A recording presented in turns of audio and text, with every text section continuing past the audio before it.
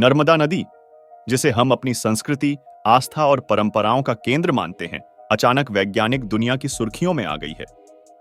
वजह है नर्मदा के पानी और तलछट में मिला एक बेहद दुर्लभ और कीमती तत्व, जिसका नाम है रेडियम।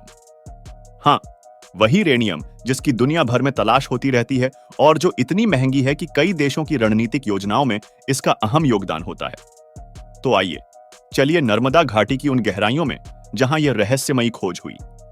गांवों में इन दिनों एक ही बात चर्चा में है, अरे सुना क्या, नर्मदा के पानी में कोई कीमती धातु मिली है।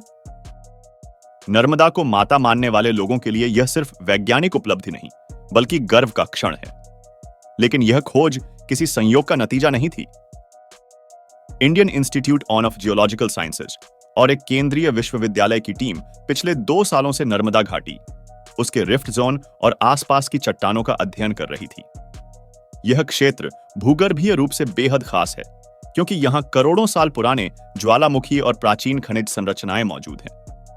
वैज्ञानिकों ने नदी के पानी, तलछट और घाटी की चट्टानों के नमूने लेकर जब उनका आधुनिक स्पेक्ट्रोमेट्री तकनीक से परीक्षण किया, तो एक चौंकाने वाला तथ्य सामने आया। इनमें रेडियम की उपस्थिति सामान्य स्तर से कई गुना ज्यादा थी। अब सवाल उठता है कि आखिर रेडियम है क्या? सरल भाषा में कहें तो यह पृथ्वी की सबसे दुर्लभ धातुओं में से एक है। पृथ्वी की पपड़ी में यह इतना कम पाया जाता है कि इसका अनुपात 1 अरब में 1 भाग है।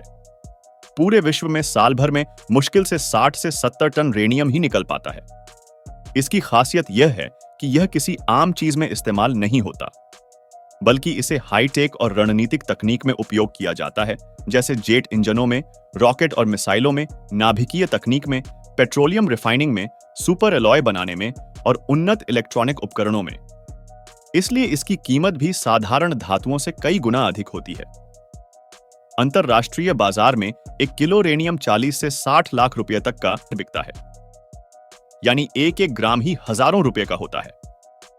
भारत अब तक रेडियम के लिए अन्य देशों पर निर्भर था, लेकिन नर्मदा घाटी में इसकी मौजूदगी अगर लगातार साबित होती है, तो यह भारत की रक्षा, अंतरिक्ष और औद्योगिक क्षमताओं के लिए एक बड़े अवसर की तरह है। लेकिन क्या नर्मदा घाटी वास्तव में रेडियम का नया खजाना है? साबित होगी?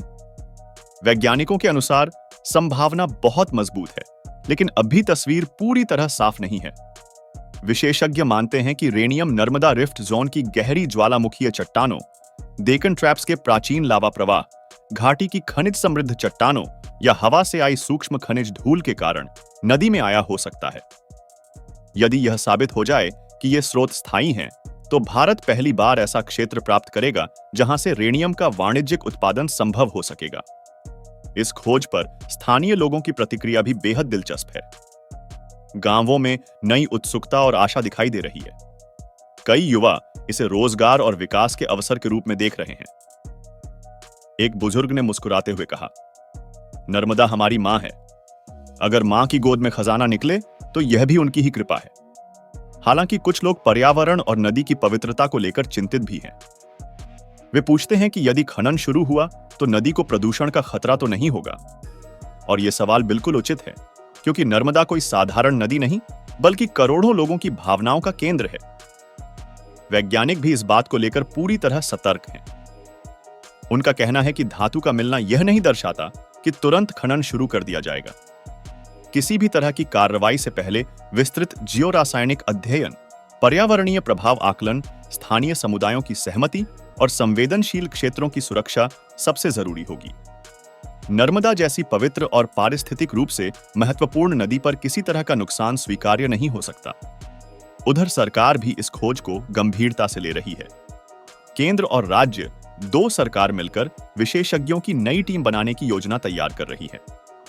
आने वाले महीनों में नर्मदा घाटी की 200 से 300 किलोमीटर लंबाई तक ड्रिलिंग सर्वे, 3D मैपिंग और विस्तृत जियोकेमिकल विश्लेषण किए जा सकते हैं।